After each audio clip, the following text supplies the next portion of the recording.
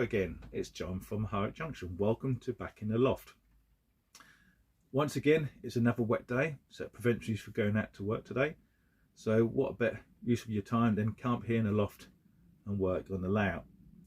So if you haven't watched the previous video I've done last week on track work ideas, I mentioned two different track scenarios. First of all, I was talking about the branch line. The branch line runs in front of me. Used to be a girder bridge here, it's now currently removed. But I was going to have another girder bridge alongside it running parallel, but then fanning away from it to swing around so it runs down that way and connects onto this main line. And then obviously the other idea was to, just run it along the back of the layout. And the reason I was going to mention in two scenarios is because the first one, when I was thinking about it more and more, or part of me, was that obviously if I had it coming this way, your view will be blocked off the main line, because obviously you have the cutting and that'd be running down. So when you want to run trains, you would lose half the train, you wouldn't see them because they'd be behind the cutting, unless you cock your neck and head looking down there, but it'd be a bit uncomfortable after a little while. And anyway, if you get a derailment, well, you'll get a derailment because you always do, don't you, on a model railway, and you're trying to do it blind, reaching over the cutting, and especially if you've got fragile wheels fencing and knocking bushes over, whatever. So, or when you want a clean track, simply things like that. So I had some direct message on social media saying, no, John, go with your second point. So that's what I'm going to do. And obviously the other track scenario I was talking about was obviously the track work going into the harbour, but obviously won't be doing much of that until we got these boards down. So basically on this video we're concentrating on doing the branch line and connecting it to the main line down the bottom there, where Malcolm's starting to set the curves so we can see what room we've got to play around with. So today what I have in mind to do is build a little platform area here, so you can build the landscape, or you can have a little field or farm building or whatever set there. And then what happens, that'll taper to a narrow piece of wood, what will then run down to the bottom there to connect on the main line. And to make sure I get my elevations right, I've got my little trussy Aquamaster digital level. That's good because it tells you digitally the incline. Seeing it sort of reading there. So usually I have it set about between 1.5 to 1.8, around that mark. I basically have to see what room we've got. If it's a bit tight, time to get to the point, then I'll have to see if I have to raise it up. But you don't want to be going no more than 1.8 on the incline, because then small engines will be struggling, like we found out on that line. What I had to redo with Malcolm's J15 couldn't cope with a 3-coach set, so I had to rebuild the branch line. And obviously I just managed to get it connected before it reached the other bend and it comes into the station. So we don't want the same scenario here, because really I suppose where the Velux window is just here, from there onwards I'll have to start the run down, because you'd be getting close to that bend where you need to have a spare off to come up here anyway. So that's what I've got in mind to do today.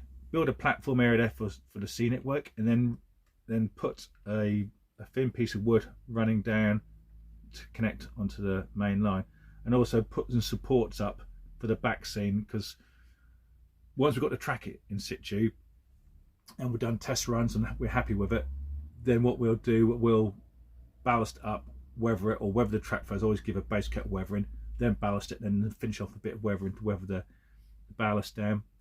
And once that's all done and I'm happy with it, then I'll finally glue the back scene on, because I don't want to put it on and haven't finished weathering the track and then you get overspray on it, because you do get a bit of overspray. Even if you try and mask it off or whatever to block it, you still will get overspray. So I will want to make sure that that's all done before I mount the back scene on. So what we'll do now, then we'll crack on, we'll get this built and then run down. So there'll be little clips throughout the day where we're sort of making progress on a layout. So I'm just waiting for Malcolm to come. He should be coming today to give us a hand, get this all done. So let's crack on.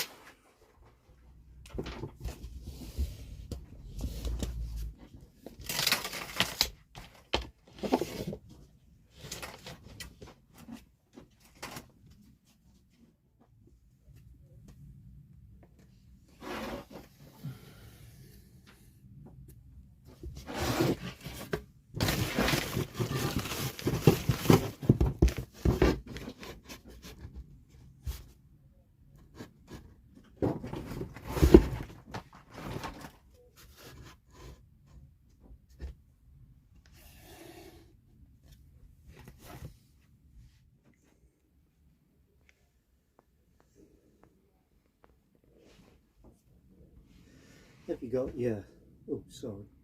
That's right, mate. What do you want? Yeah, that hammer down there, mate. The pen hammer? Yeah, that little one in front of you. Yep, no worries.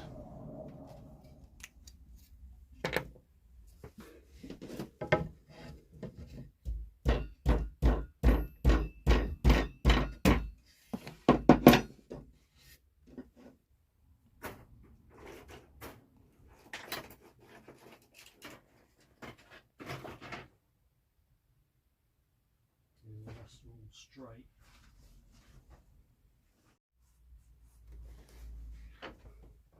That is a nice long sweep, to be honest with you. Yeah, it's looking good. Point work looks good. So I'll just check over there, see what we got over there.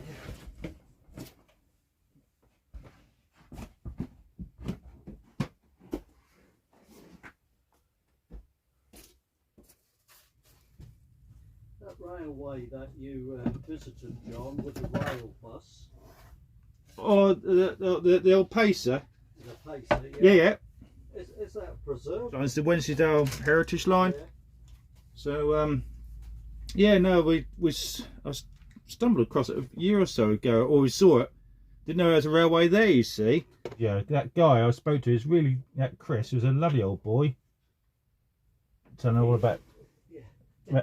He looked like chatty, to be honest. Yeah, he would have spoken more, but because of the people came from the Pacer from leaving Bard to Labourn, so they were looking around the shop, and of course, so I suppose he was a bit distracted because I suppose people were looking around, so he's trying to talk to me at the same time as looking at the people in the shop. They need assistance or keep an eye on them, sort of thing. He just said, "Oh, what do you want to know?" And because he told me about Aysgarth Station before, so that's why I got him to repeat it again about it, because I said, "Oh yeah, I saw your station at Aysgarth." He goes, "Yeah, we don't own it anymore." I said, "Oh, so technically I was trespassing then."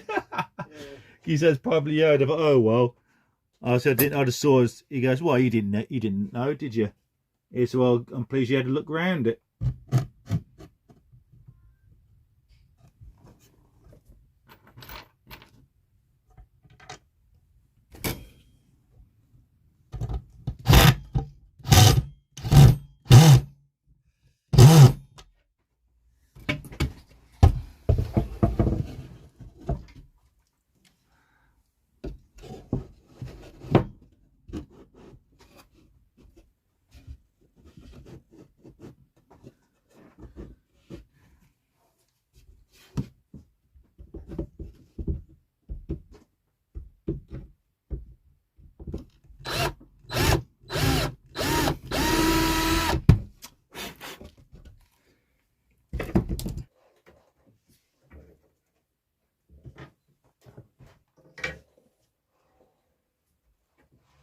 MT with 2 coach stock, run at speed step 10.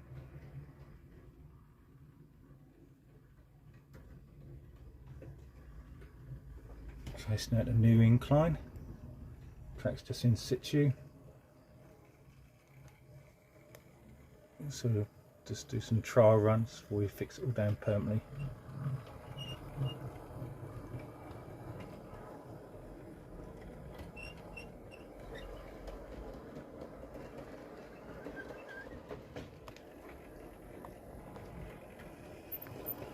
It's running smoothly down.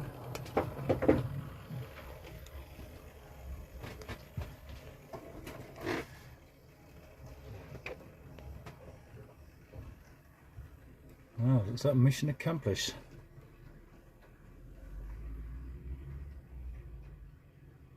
So that negotiates the new slow curve points.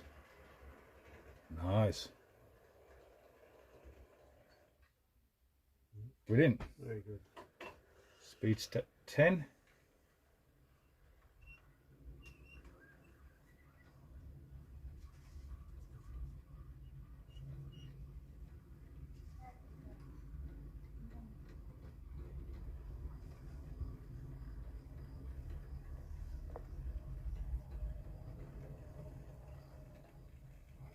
So far, so good.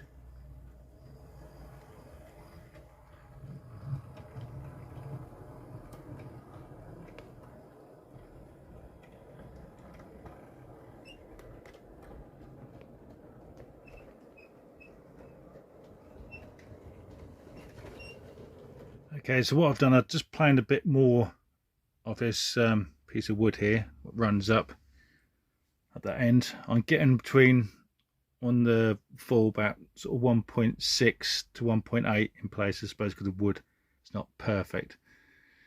But you know, it's good, nice little run up there and onto the branch line. So we're going to do that. Like I said, we have ran a couple of times when Malcolm was here, but like I said, I just planed a bit more off. And here we go. We're going to run up the branch line.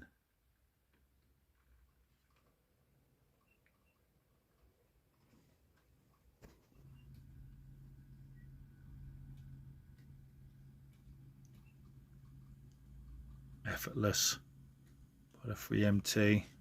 It's on speed step 6.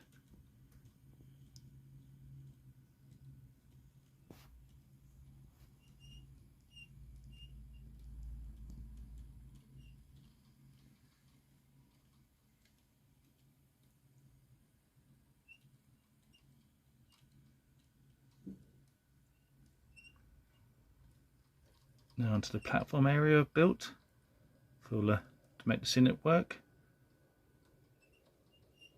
Now I'm going to go on to the new point I put in there, a Pico set track point, curve point. Just got to pin that down. Well, it's been another successful day up here in the loft up Hyatt Junction. So what we accomplished today, I created a platform area for the scenic work to continue the cutting on the branch line and just run it down when it gets to the Velux window there. So that's nice, it's all screwed in place. Then we've created the incline down to join the main line on that curve point, what Malcolm put in there, and the curve point crossover to get onto the upline to get it into the station. The incline is running between sort of 1.7 1.8% on that run. So as you saw earlier, we ran the 3MT up and down, done it 2 coaches. And obviously with the 2 coaches I could drop the speed down a bit more. When I was on the 3 coach like it is at the moment, I had to increase it to 6. 6 that was sort of hesitant, but 7 that just glided up. And like I said, when I was on the 2 coach, that was sort of speed step 5 and 6. So it's not bad at all, really. So so we're pleased about that. So what next thing I'll be doing is lifting up the track, putting all good track in, and then pin it down, then screw holes for the drop wires to drop them through the boards, so that they can be connected to the bus wire when I redo the bus wire. Then on the next video, what we'll be doing the back scene behind the branch line there. So I'll probably have some roof spline and hardboard mounted to it, and then that will just run down just past them curved points, so I can create a back scene. And once that's done, then I can spray the track, weather it, ballast it, weather it again with a fine spray, and then once that's done, we can concentrate on doing the main line here. So all this track work here will be really tidied up, because it's pushed together. It's not really properly done. There's gaps in the rail, so we'll close them up and obviously mark for the point motors to be dropped in there, and then we can we can connect the main line to the other end up there, what Malcolm's started to do already.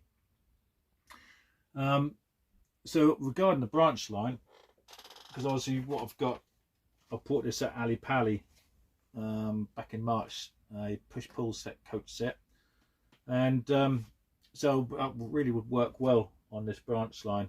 And the loco for it, where is it? Here we are. Is this an Ivet class 2MT 262 tank.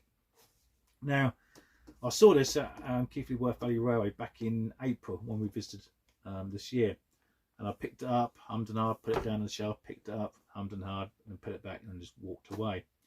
Obviously, when we visited there last week, we went into the parcel office, what is now the shop at Haworth, and because I just looked at the browse, and of course that was sitting on the shelf, still there.